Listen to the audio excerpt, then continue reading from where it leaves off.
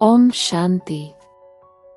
ಇಂದು ಪ್ರಾತಃ ಮುರಳಿ ದಿನಾಂಕ ಜುಲೈ 22, 2025.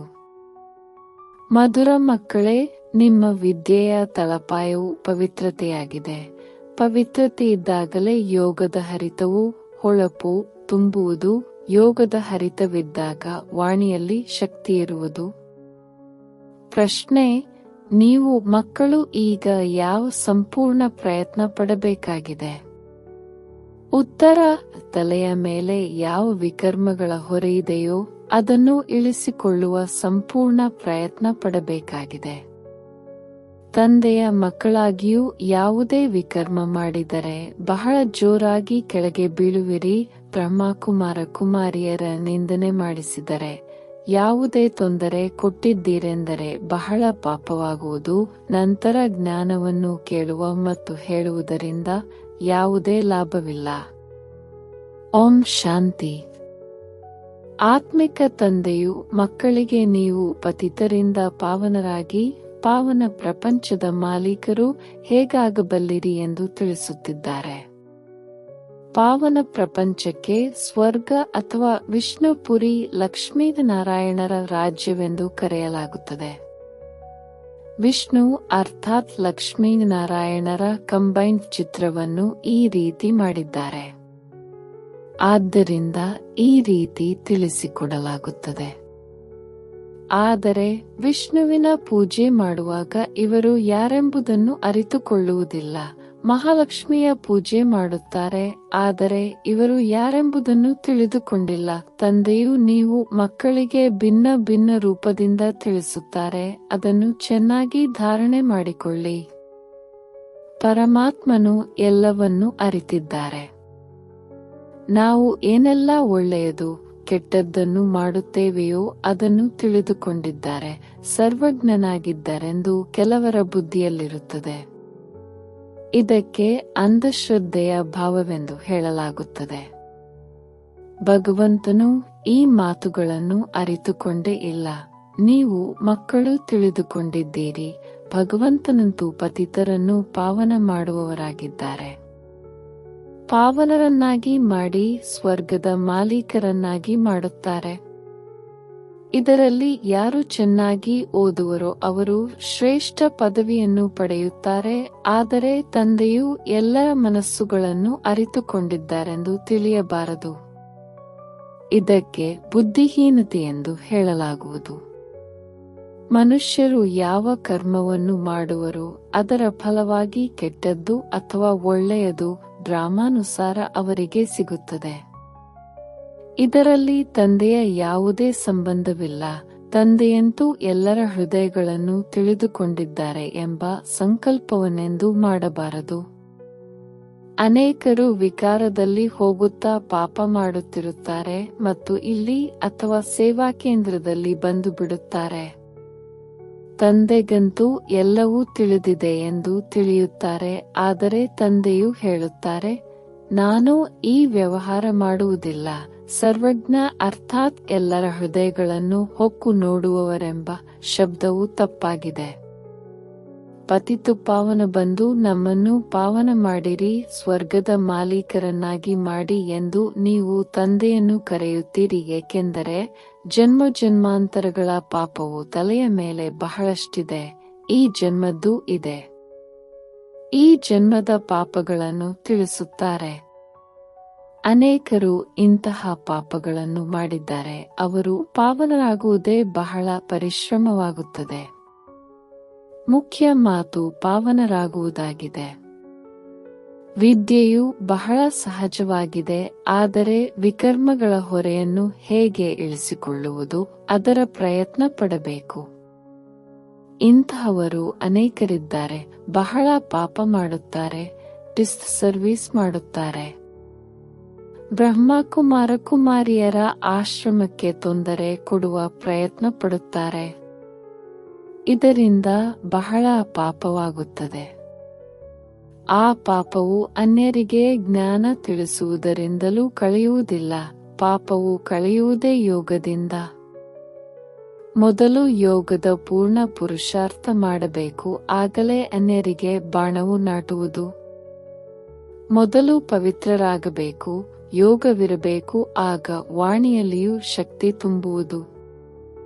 ಇಲ್ಲದಿದ್ದರೆ ಭಲೆ ಅನ್ಯರಿಗೆ ಎಷ್ಟಾದರೂ ತಿಳಿಸಿರಿ, ಆದರೆ ಯಾರ ಬುದ್ಧಿಗೂ ಸ್ಪರ್ಶಿಸುವುದಿಲ್ಲ, ಬಾಣವು ನಾಟುವುದಿಲ್ಲ, ಜನ್ಮ ಜನ್ಮಾಂತರದ ಪಾಪವಿದೆಯಲ್ಲವೇ. ಈಗ ಯಾವ ಪಾಪ ಮಾಡುವರೋ ಅದು ಜನ್ಮ ಜನ್ಮಾಂತರಕ್ಕಿಂತಲೂ ಬಹಳಷ್ಟಾಗಿ ಬಿಡುತ್ತದೆ. ಆದ್ದರಿಂದಲೇ ಸದ್ಗುರುವಿನ ನಿಂದಕರಿಗೆ ನೆಲೆಯಿಲ್ಲವೆಂದು ಗಾಯನವಿದೆ. ಇವರು ಸತ್ಯ ತಂದೆ, ಸತ್ಯ ಶಿಕ್ಷಕ, ಸದ್ಗುರುವಾಗಿದ್ದಾರೆ. ತಂದೆಯು ತಿಳಿಸುತ್ತಾರೆ, ಬ್ರಹ್ಮಕುಮಾರ ಕುಮಾರಿಯರ ನಿಂದನೆ ಮಾಡಿಸುವವರಿಗೂ ಸಹ ಪಾಪವು ಬಹಳ ಭಾರಿಯಾಗಿದೆ. ಮೊದಲು ಸ್ವಯಂ ತಾವು ಪಾವನರಾಗಿ. ಬೇರೆಯವರಿಗೆ ತಿಳಿಸಲು ಬಹಳ ಉತ್ಸಾಹವಿರುತ್ತದೆ, ಆದರೆ ಯೋಗವು ನಯಾಪೈಸೆಯಷ್ಟು ಇರುವುದಿಲ್ಲ. ಇದರಿಂದೇನು ಲಾಭ? ತಂದೆಯು ತಿಳಿಸುತ್ತಾರೆ, ಮುಖ್ಯವಾದ ಮಾತು ನೆನಪಿನಿಂದ ಪಾವನರಾಗುವುದಾಗಿದೆ. ಪಾವನರಾಗುವುದಕ್ಕಾಗಿಯೇ ಕರೆಯುತ್ತಾರೆ. ಭಕ್ತಿ ಮಾರ್ಗದಲ್ಲಿ ಅಲೆದಾಡುವುದು, ಜೋರಾಗಿ ಕೂಗುವುದು, ಶಬ್ದ ಮಾಡುವುದು ಒಂದು ಹವ್ಯಾಸವಾಗಿ ಬಿಟ್ಟಿದೆ. ಪ್ರಾರ್ಥನೆ ಮಾಡುತ್ತಾರೆ, ಆದರೆ ಭಗವಂತನಿಗೆ ಕಿವಿಗಳೆಲ್ಲಿದೆ? ಕಿವಿ, ಬಾಯಿ ಇಲ್ಲದೆ ಕೇಳುವುದು, ಮಾತನಾಡುವುದು ಹೇಗೆ? ಅವರಂತೂ ಅವ್ಯಕ್ತನಾಗಿದ್ದಾರೆ. ಇದೆಲ್ಲವೂ ಅಂಧಶ್ರದ್ಧೆಯಾಗಿದೆ.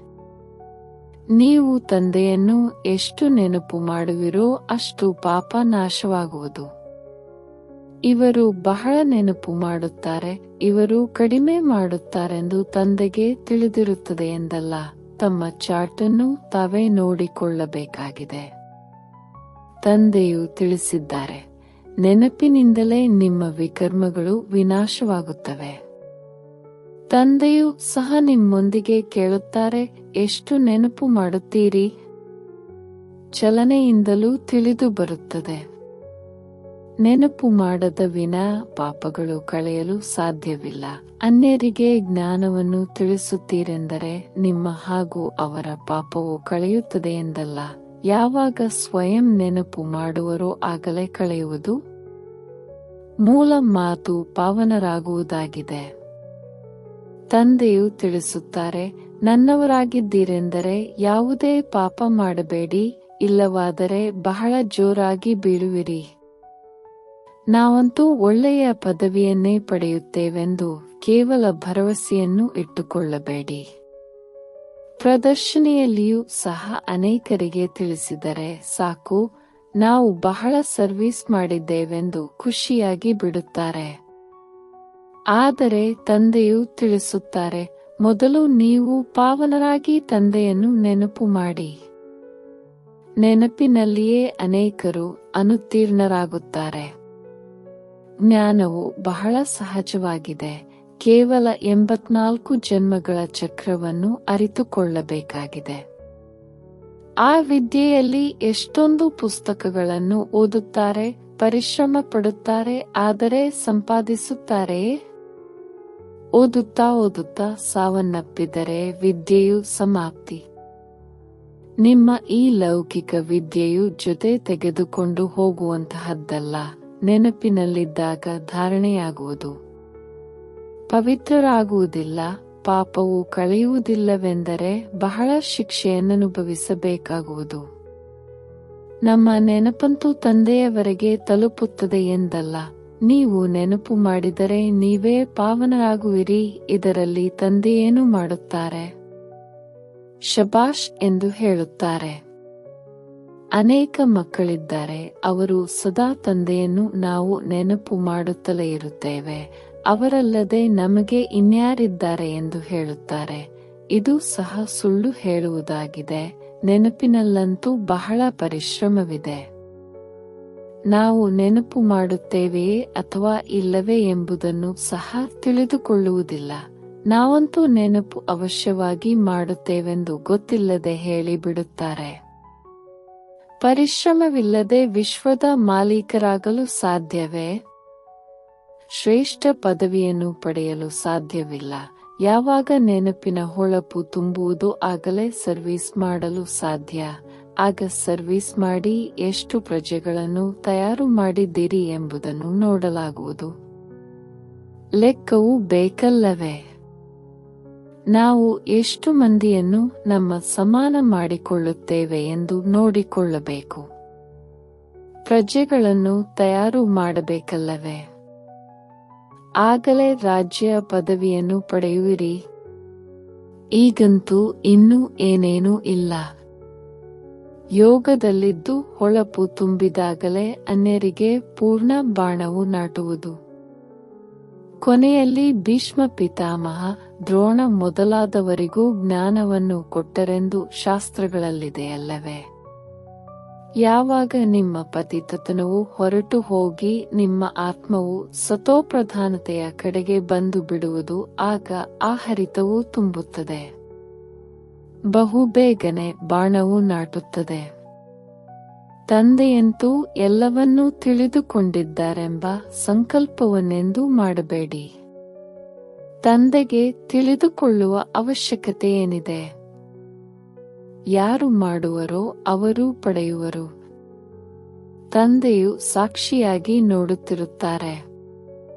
ಬಾಬಾ, ನಾವು ಇಂತಹ ಜಾಗದಲ್ಲಿ ಹೋಗಿ ಸರ್ವಿಸ್ ಮಾಡಿದೆವು ಎಂದು ತಂದೆಗೆ ಪತ್ರ ಬರೆಯುತ್ತಾರೆ.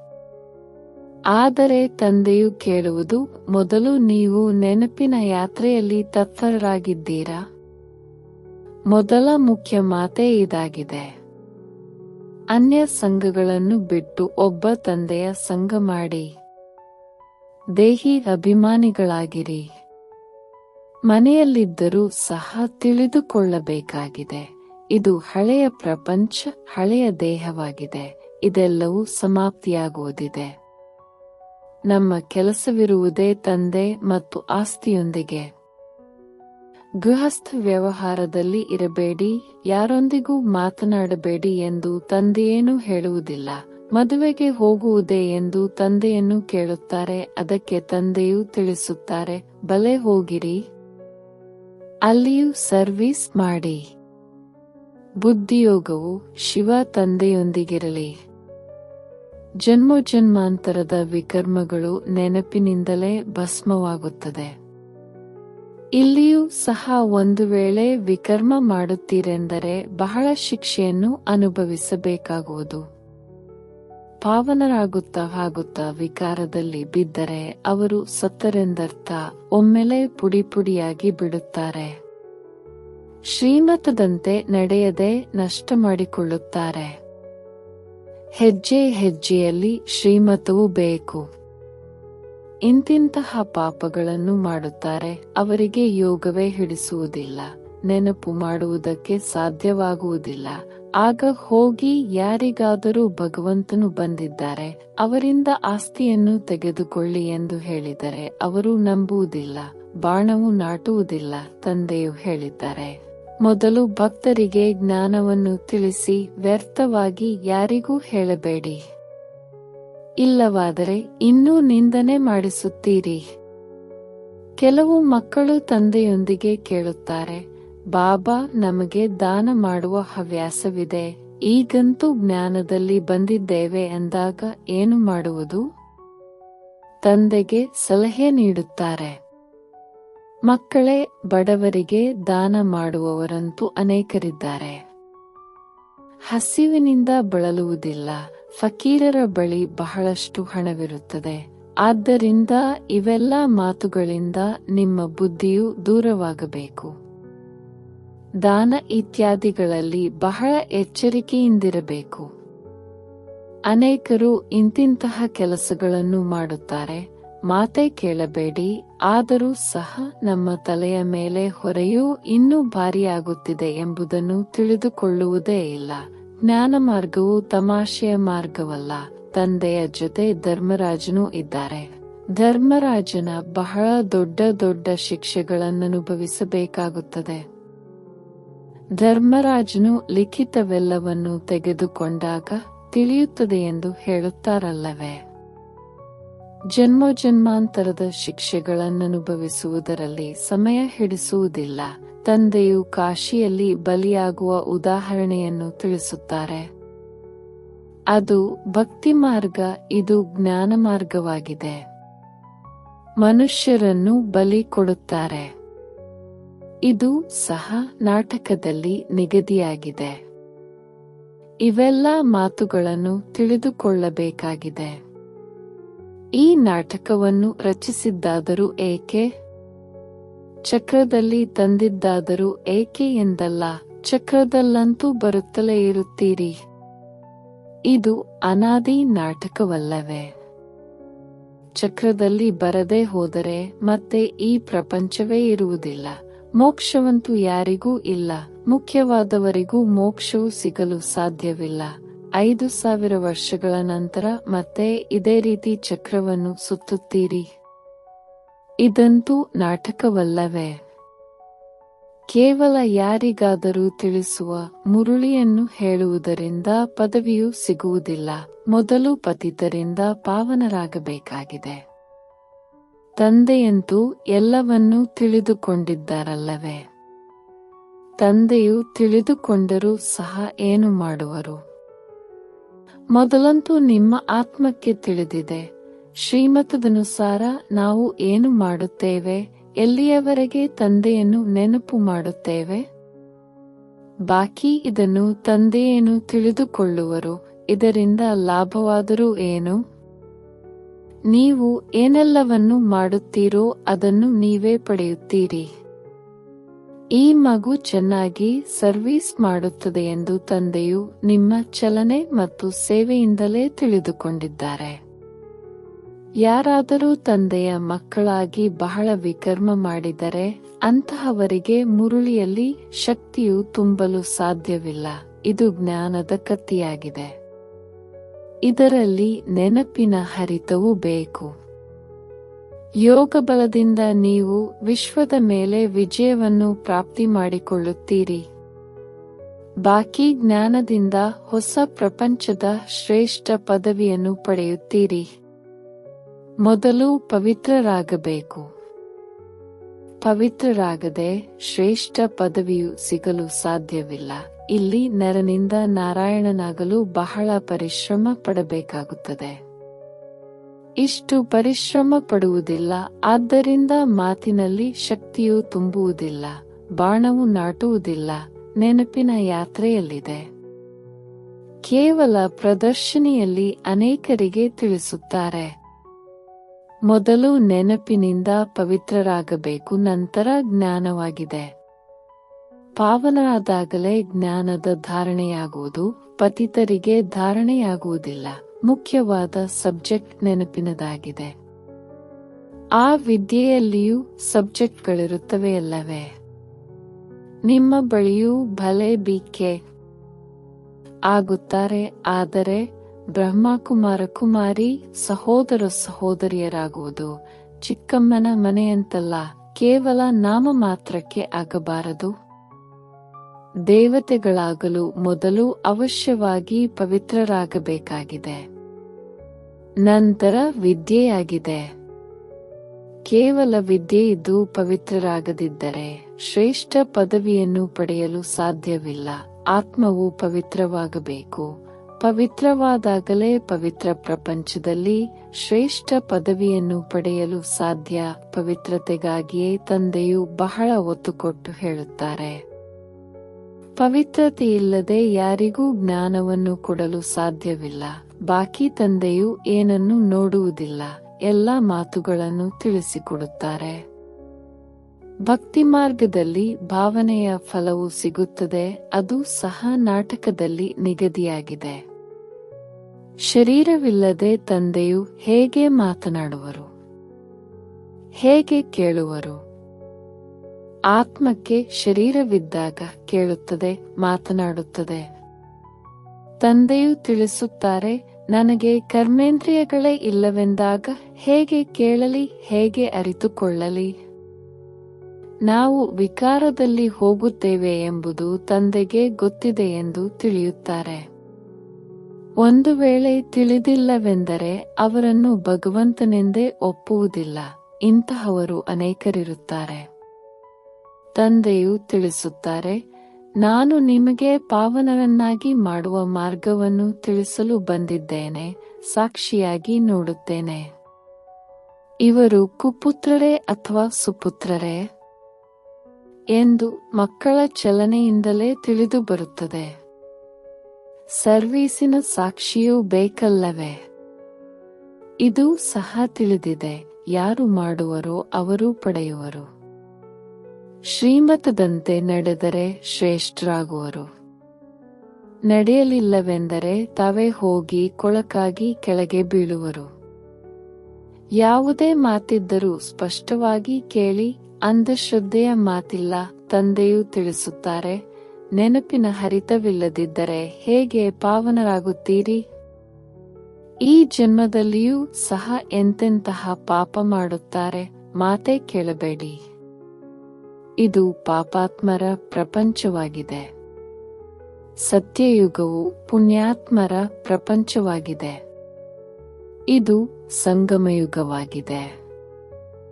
ಯಾರಾದರೂ ಮಂದ ಬುದ್ಧಿಯವರಾಗಿದ್ದರೆ ಅವರು ಧಾರಣೆ ಮಾಡಲು ಸಾಧ್ಯವಿಲ್ಲ, ತಂದೆಯನ್ನು ನೆನಪು ಮಾಡಲು ಸಾಧ್ಯವಿಲ್ಲ, ನಂತರ ಟೂಲೇಟ್ ಆಗಿ ಬಿಡುತ್ತಾರೆ. ಬಿದುರಿನ ಕಾಡಿಗೆ ಬೆಂಕಿ ಬೀಳುವುದಿದೆ. ಆಗ ನೀವು ಯೋಗದಲ್ಲಿರಲು ಸಾಧ್ಯವಿಲ್ಲ. ಆ ಸಮಯದಲ್ಲಿ ಹಾಹಾಕಾರವಾಗಿ ಬಿಡುತ್ತದೆ. ಬಹಳ ದುಃಖದ ಬೆಟ್ಟಗಳು ಬೀಳಲಿವೆ. ಆದ್ದರಿಂದ ಇದೇ ಚಿಂತೆ ಇರಬೇಕು, ನಾವು ನಮ್ಮ ರಾಜ್ಯಭಾಗ್ಯವನ್ನಂತೂ ತಂದೆಯಿಂದ ತೆಗೆದುಕೊಂಡು ಬಿಡಬೇಕು. ದೇಹಾಭಿಮಾನವನ್ನು ಬಿಟ್ಟು ಸರ್ವೀಸಿನಲ್ಲಿ ತೊಡಗಬೇಕು. ಕಲ್ಯಾಣಕಾರಿಗಳಾಗಬೇಕಾಗಿದೆ. ಹಣವನ್ನು ವ್ಯರ್ಥವಾಗಿ ಕಳೆಯಬಾರದು. ಯಾರು ಯೋಗ್ಯರೇ ಅಲ್ಲವೋ ಅಂತಹ ಪತಿತರಿಗೆ ಎಂದು ದಾನ ಮಾಡಬಾರದು. ಇಲ್ಲವಾದರೆ ದಾನ ಮಾಡುವವರಿಗೂ ಪಾಪ ಬಂದು ಬಿಡುತ್ತದೆ. ಭಗವಂತನು ಬಂದಿದ್ದಾರೆಂದು ಡಂಗುರ ಸಾರುವುದಲ್ಲ. ಹೀಗೆ ಭಗವಂತನೆಂದು ಕರೆಸಿಕೊಳ್ಳುವವರು ಭಾರತದಲ್ಲಿ ಅನೇಕರಿದ್ದಾರೆ. ಯಾರೂ ಒಪ್ಪುವುದಿಲ್ಲ. ಇದನ್ನು ನೀವೇ ತಿಳಿದುಕೊಂಡಿದ್ದೀರಿ. ನಿಮಗೆ ಪ್ರಕಾಶವು ಸಿಕ್ಕಿದೆ.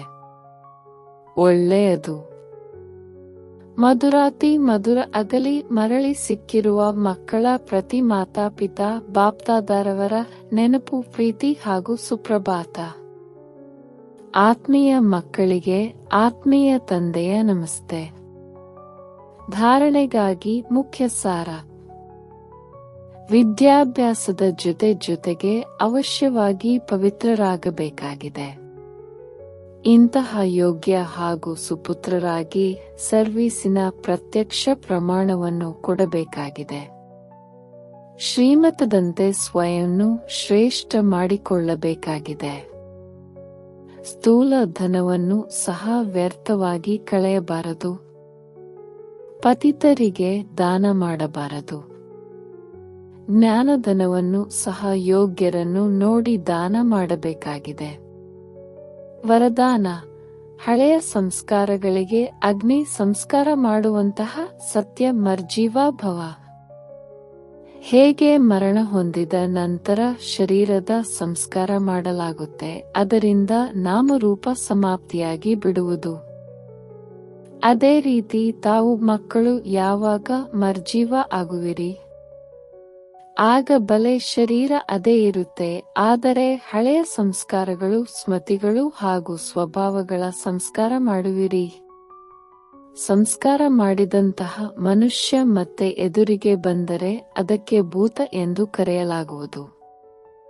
ಅದೇ ರೀತಿ ಇಲ್ಲೂ ಸಹ ಒಂದು ವೇಳೆ ಯಾವುದೇ ಸಂಸ್ಕಾರ ಮಾಡಿದಂತಹ ಸಂಸ್ಕಾರ ಜಾಗೃತವಾದರೆ ಆಗ ಇದು ಸಹ ಮಾಯೆಯ ಭೂತವಾಗಿದೆ. ಈ ಭೂತಗಳನ್ನು ಓಡಿಸಿ ಇವುಗಳ ವರ್ಣನೆಯನ್ನು ಸಹ ಮಾಡಬೇಡಿ. ಸ್ಲೋಗನ್: ಕರ್ಮಭೋಗದ ವರ್ಣನೆ ಮಾಡುವ ಬದಲು ಕರ್ಮಯೋಗದ ಸ್ಥಿತಿಯ ವರ್ಣನೆ ಮಾಡುತ್ತಿರಿ. ಅವ್ಯಕ್ತ ಸೂಚನೆ: ಸಂಕಲ್ಪ ಶಕ್ತಿಯನ್ನು ಜಮಾ ಮಾಡಿ ಶ್ರೇಷ್ಠ ಸೇವೆಗೆ ನಿಮಿತ್ತರಾಗಿ. ಹೇಗೆ ರಾಜ ಸ್ವಯಂ ಯಾವುದೇ ಕಾರ್ಯ ಮಾಡುವುದಿಲ್ಲ, ಮಾಡಿಸುತ್ತಾನೆ. ಮಾಡುವಂತಹ ರಾಜ್ಯ ಕಾರೋಬಾರು ಭಿನ್ನವಾಗಿರುತ್ತದೆ. ಒಂದು ವೇಳೆ ರಾಜ್ಯ ಕಾರೋಬಾರು ಸರಿಯಾಗಿಲ್ಲ ಎಂದರೆ ರಾಜ್ಯ ಏರುಪೇರು ಆಗುತ್ತದೆ. ಇದೇ ರೀತಿ ಆತ್ಮವು ಸಹ ಮಾಡಿಸುವಂತಹದ್ದಾಗಿದೆ. ಮಾಡುವವರು ವಿಶೇಷ ಈ ತ್ರಿಮೂರ್ತಿ ಶಕ್ತಿಗಳು ಮನಸ್ಸು, ಬುದ್ಧಿ ಹಾಗೂ ನಮಸ್ಕಾರ ಆಗಿದೆ. ಮೊದಲು ಇವುಗಳ ಮೇಲೆ ರೂಲಿಂಗ್ ಪವರ್ ಇರಬೇಕು. ಆಗ ಈ ಸಾಕಾರ ಕರ್ಮೇಂದ್ರಿಯಗಳು ಸ್ವತಃವಾಗಿ ಸರಿಯಾದ ದಾರಿಯ ಮೇಲೆ ನಡೆಯುವುದು. ಓಂ ಶಾಂತಿ. ನಿಮಗೆ ಇಷ್ಟವಾದರೆ ದಯವಿಟ್ಟು ಚಾನೆಲ್ ಸಬ್ಸ್ಕ್ರೈಬ್ ಮಾಡಿ. ಓಂ ಶಾಂತಿ.